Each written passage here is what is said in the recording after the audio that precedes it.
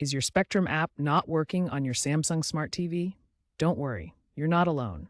Since Samsung TVs rely on the Smart Hub interface and the Tizen OS for apps, occasional hiccups can occur. This section will guide you through immediate steps to resolve common problems. First, try a simple app restart. Close the Spectrum app completely and reopen it. If that doesn't work, clear the app's cache. Navigate to Settings, Apps, Spectrum, Clear Cache. This removes temporary files that might be causing the issue. Next, power cycle your TV. Unplug it from the power outlet for about a minute, then plug it back in.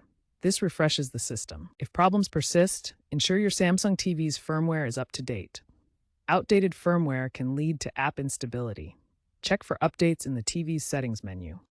If basic troubleshooting doesn't solve the problem, let's dive into more advanced solutions. A stable network connection is crucial for streaming. Ensure you're connected to a strong Wi-Fi signal, preferably the 5 GHz band for faster speeds.